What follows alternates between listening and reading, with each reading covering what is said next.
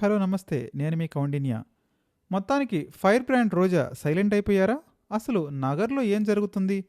ఇప్పుడు ఇదే అంశం రాజకీయ వర్గాల్లో తీవ్రమైనటువంటి చర్చకు దారితీస్తుంది. వీడియోలో ఈ అంశాన్ని విశదీకరించే ప్రయత్నం చేస్తాను. వీడియోని చివరి వరకు చూడటానికి ప్రయత్నించండి. మర్చిపోకుండా లైక్ చేయండి, షేర్ చేయండి, సబ్స్క్రైబ్ చేయండి.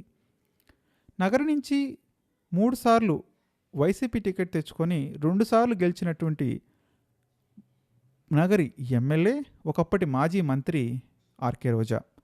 2024 ఎన్నికల్లో మాత్రం ఏకంగా 40,000 ఓట్ల తేడాతో ప్రత్యర్థి టీడీపీ అభ్యర్థి గాలి భానుప్రకాష్ చేతిలో ఆమె ఓటమి పాలటం జరిగింది. ఓటమి తర్వాత మొదట్లో వైసీపీ తరపున కొంత హడావుడి చేసినా గడిచిన కాలమంతా ఆమె ఎక్కడున్నారో కూడా తెలియడం లేదు. వైసీపీలో దీని మీద పెద్ద ఎత్తున చర్చ జరుగుతుంది. అసలు పాత రోజా ఏమైపోయారని కూడా అంటున్నారు. ఏపీలో అయితే వైసీపీ ఫుల్ రీఛార్జ్ అయింది.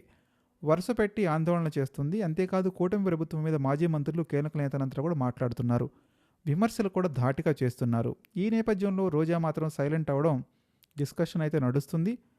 ఇదిలా ఉంటే రోజా చెన్నైకి మకాం మార్చేశారని కూడా అంటున్నారు. ఆమె తమిళ సినిమా ద్వారా రీ ఎంట్రీ ఇచ్చారు.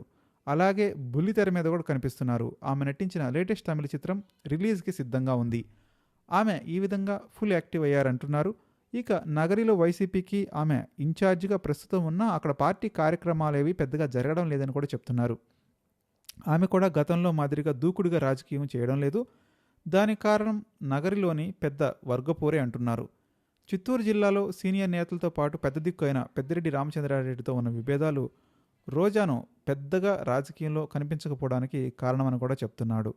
అదేవిధంగా ఆమె మంత్రిగా ఉండగా ఆడుదాం ఆంధ్ర పేరుతో కార్యక్రమాలు నిర్వహించారు. దాని మీద కూటమి ప్రభుత్వం ఫోకస్ పెట్టింది. ఈ నేపథ్యంలో ఏమైనా స్పీడ్ చేస్తే కేసులతో చిక్కులు తప్పవన్న భయం కూడా ఆమెకు ఉంది.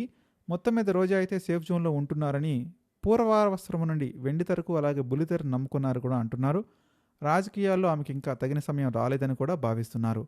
ఇక చూస్తే వచ్చే ఎన్నికల్లో నగర టికెట్ను బీసీలకు పార్టీలో ఉన్న కీలక నేతలకు, లోకల్స్కి ఇవ్వాలని వైసీపీ అధినాయకత్వం ఆలోచిస్తుందని కూడా చెప్తున్నారు.